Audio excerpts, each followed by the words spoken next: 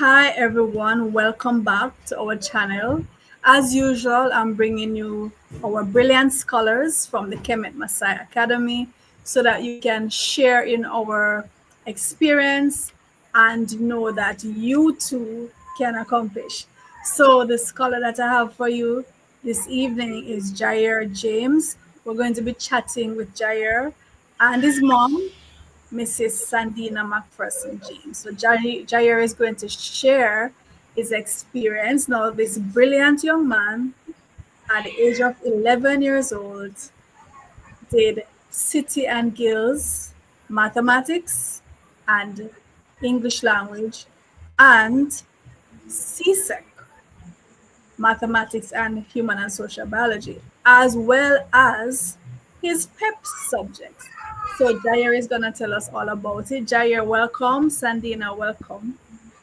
Thank you very much, Miss Kamal, for having us on your channel. Yes, definitely. So Jair, you're somewhat of a celebrity. I know you've been doing the media rounds since your results came out. We see you on the TV and we hear you on the radio as well as in the newspapers, and you're all over the internet. So how does it feel to be a superstar? To be honest, I'm more shy than glad. Why is that so? I don't really like seeing myself on YouTube. I'm not Okay. used to it. Well, males generally tend to shy away from the limelight. But when you have done great things, we really need to showcase you so that others can see what you have done and also to know that it is possible for them. Sandy, now how do you feel to have a superstar? Well, Miss Kamal, I'm still over the moon. I'm not sure when I'm going to come down. I Yeah. am more than proud of Jair. I am so elated of the spotlight that he's in, the opportunity that he's giving to person his age and younger to let them know that they can accomplish anything that they put their mind to. Because it was your channel and your school who would have also given Jair that opportunity from Amari last year. Mm-hmm. From he saw the interviews with Amari last year and watching Amari in the TV, he was more than excited to take on the challenge. So I am shocked to see Jay, say no, he's a little bit shy, but the opportunity is welcome, and I know it will also touch other students to let them know that greatness is inside. It definitely has, because let me tell you, the batch of students who came back to school this year after seeing what Jair and Pure Robinson, please check out the video that we did with Pure Robinson. He was in Jair's class and also excelled at CSEC and City and Guilds. And the batch of students who are now at the school, they are so driven. Yes. It's like they come back with a vengeance. Everybody's just so motivated and ready to achieve, and it is because they have seen what these kids have done, and not just Jair and Pure. Remember, this is a part of the Kemet Masai. um, it's part of our legacy, it's part of what we do. So many of our students over the years have excelled and done similar accomplishments. So Jair, what were the accomplishments? What is it that you did? Tell us about the exams and what your passes were. In CXC maths, I got a 3, and in HSB, I also got a 3. Mm-hmm. In City and Guild, for maths, I got a distinction, and for language arts, I got a pass. All right, and these are subjects, as you may know, these are exams that are normally sat by grade 11 students. We're talking about students who are 16, 17 years old, right? And Jair, you're still 11, Jair? Just turned 12, right? Last week, yes. Last week. So when he sat these exams, he was 11 years old. he was preparing for his PEP, which is the normal exams that an 11-year-old would do, but he was also preparing for CSEC and City and Guilds. And let me add, CSEC mathematics is a subject that we all know many adults are still doing over and over and over. They come this year, they fail it. They go next year, they fail it. Right? So we are very proud of you, Jair. And I'm going to ask you and mommy after you, what was the journey like preparing for the exams and just being at the Kemet Messiah Academy? Jair, you go first. Well, being at the Kemet Messiah Academy was more challenging than I thought because when my mom said we were gonna move schools, I was like, probably it's a next primary school. But when I got there, I saw less children, more grades in one class. So being at the Kemet Messiah Academy was probably say trying something new Okay. and And preparing for the before exams, how did you balance all those three different exams, preparing for them? um most of the times I would study, play games, rest, wake up the next morning, go to school, come home, study, and it's practically the same thing over again. Yes. Did you find So time for recreation, relaxation? yes, mostly after I study. What were some of the things that you did to just balance yourself out and just relax? Sometimes I lie down, play with my sister, or call my friends, or they call me. And how do you find that you respond when you were just being introduced to these advanced level subjects and topics? Were you scared? Were you excited? Did you embrace the challenge? How did you first respond to it? When I first started doing it, I felt like to give up.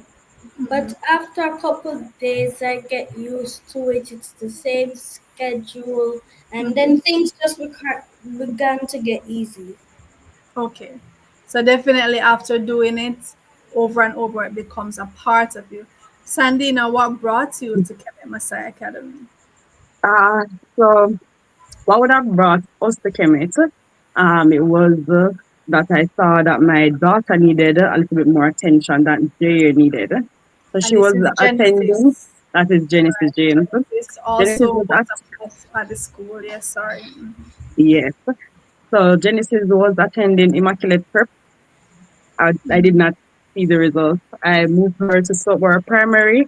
And I remember at the end of the school term, I had the conversation with her teacher, and she was like, I don't know how Genesis is going to survive here. She's used to a smaller space. So probably you should probably consider sending her back to a private school. And I remember when I met Miguel Stepper Williams, and he told me about your school. So I said, let me give it a try. And my aunt told me, oh, the school was near to her. So I said, okay, let us just try it and see. Mm-hmm. At first, it was shocking. Uh, I did not know what to expect. I was not expecting a lot, to be honest, because to be honest, as a parent, you just want to know that you did try your best. But that doesn't necessarily mean that you're going to get the best outcome. So all I know is that the teacher said Genesis needed a little bit more individualism, and I was just trying my best to provide for them. So when we decided that we're going to move Genesis, I said I didn't want her to feel lonely because I know it's something new, it's homeschooling. So I know the space was a bit smaller. So I said, well, even though I know Jair was doing well, let me still move both of them. So, just one drop off. Right. So I remember when I got the booklet, it was shocking. Yeah. Because I saw all those safety book and I was like, okay, no problem, we're gonna get them. And we got two separate books because we're just trying to do the best for our kids, right? And you know that at one point their stuff got stolen and we had to buy back the books. But then I started noticing that Genesis is excelling and picking up. And I remember once when we look at the book at the timetable, and I was like, this is 20 subjects. Ain't no way these kids should be doing 20 subjects. But then when I saw the breakout of mathematics, how you break it down in different areas, I Right. knew that that goodness was there, right? And I started seeing the where Genesis was excelling because Genesis was my first, struggle. I saw that she was struggling, and then I saw that Jair was there. He was keeping up with everything that was happening. So when the opportunity arose, and you said to me, he can do it. I know Jair is brilliant. I said, well, if you think he can do it, he told me he wants to do it. I don't see it as us wasting any money. I see it as us investing in something that he wants to do. The biggest challenge for me and Ryan, who is Jair's dad, is that Jair needs to stick to it. So once we pay for it, he has to commit to it. Right. So when we first brought it up, which about September. I said, well, we're going to pay for the taxi in November. So you have a month to really think about it because once we pay for it, you have to stick it out. And he said, he will. So, and Ryan and I had the conversation. Yes, the taxi was a little bit expensive. I don't even think it was that expensive, but I say, you know what? I don't see it as wasting the money. Even if he did not get the result that we wanted, I am more than happy that you saw the potential in him and he got the experience Experience, of it. exposure. Right. Yes, was very important. And I remember going to the examinations with him, just dropping him off. Well, I sat there with him. So it was good that I was off from work for the period. So I got to sit with him while he was doing exam, outside waiting. And I remember taking him up to the door to tell him, all the best are helping him find his desk. And person was looking like, how old is he? Yes. Because a lot of adults were there redoing the same examination. You're like, yeah, sure, he can manage it. And I'm like, even if he doesn't get the result that he wanted, he need the experience, he need the exposure, so he can tell others about it. So probably in January, if he choose to resit any of the papers, he will be calm. So for us, is that investment that he wanted that we just pay for. Right. Yeah. So, Jair, if you have kids watching you now who are 10, 11, and they're thinking to themselves, I'm very inspired by what Jair has done. I'm thinking that I can try it or I want to try it. What would you say to those kids? They they should always they should always know that trying something new is an adventure. And like mommy, she said he pays for it, I have to stick to it, master it. So you have to put things into schedule what you're going to do today, tomorrow, for study, for play. I thought 6 years was not going to be for me. But mommy paid, I couldn't turn back, I stick to it. So you just So right embrace now it, right? I passed most of them and I realized that since now I'm in high school, they won't let me do more until grade 9. I think like we should study because most primary schools, other than some private schools, won't make children. good. Exactly. So you see, you are even motivated your own self, right? From your accomplishments, even you are reflecting on that and saying, hey, what else can I do? What other challenge can I take on? Right? And this is why it's important that we do these things. We know that it's not for every single child, right? It's just not practical. Our education system generally just does not support that. But for those kids and those parents who want more, and are willing to put in the effort and make the sacrifice, then definitely we want to have that available as an option. Sandina, what were some of the sacrifices that you and Ryan, Daddy, had to make? Well, Miss Kama, it was hard because I remember sometimes Genesis might have gone to somewhere, you know, was invited out and he had to stay home. So Mm-hmm. what we used to do was to actually take turn while he has class on Friday evening. And I probably would have gone in his room a little while he and him on while he's Mm-hmm. on studying. And then when I'm overwhelmed or when I can't take it anymore, I probably would have said, okay, daddy, it's your turn. And Mm-hmm. daddy will go in there if we have family members over at our house because our house Yeah. is always, a place for family.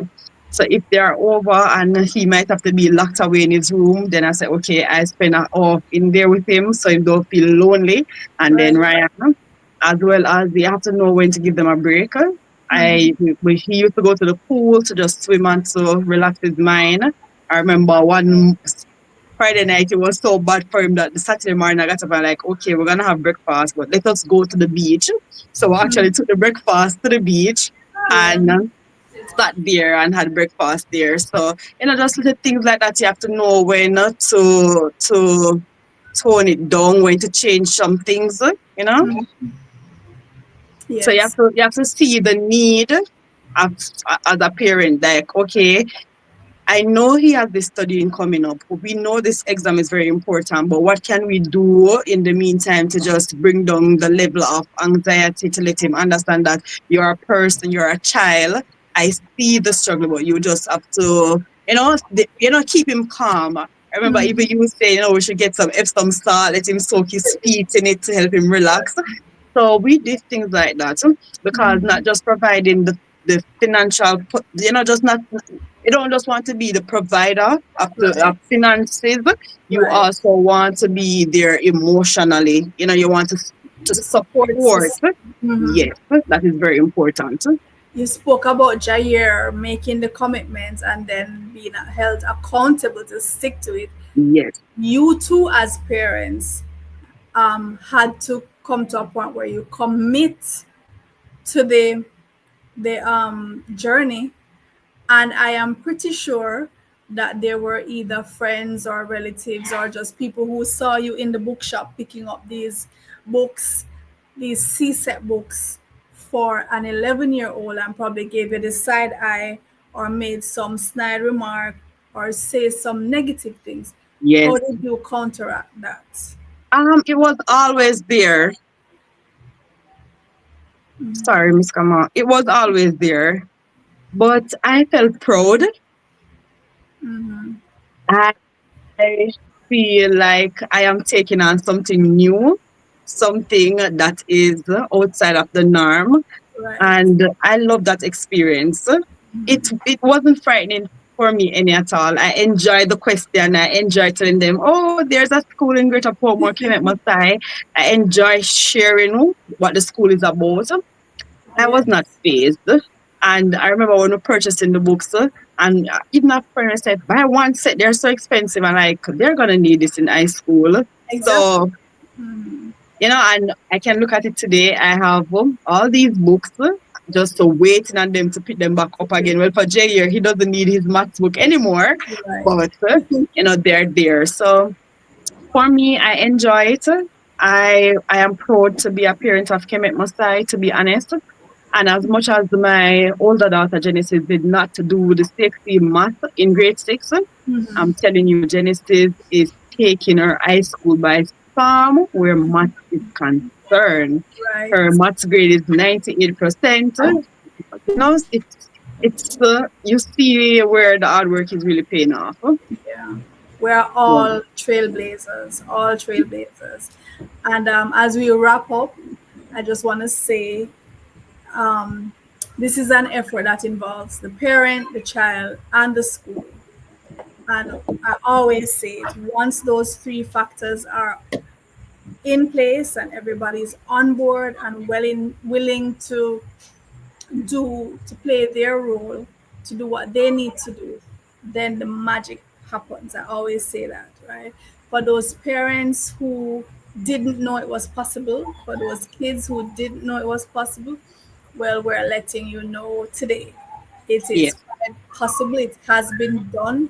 Kemet Masai is out there. Our students have been doing it year after year. If you feel that this is something that you want to take on, if you think you are here for more than the norm, more than the average, this is the place for you. Yeah. All right. So, Jair, I want to wish you all the best. And I know that the foundation has been laid for you. So it's just for you to keep rising and keep shining and taking on these challenges and proving to yourself and to the world what you're capable of. So Jair, thank you and congrats. And Sandina, and extend it to Daddy. He couldn't be here with us now, but we are super proud of all of you. All Thank right. you very much, Miss Kaman. Continue to keep doing great and continue to build Jamaica with these scholars.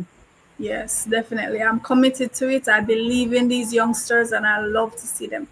I am really passionate about giving youngsters that opportunity and that space to excel. All right, Jair, all the best. Thank you. All right. Okay. Bye, son.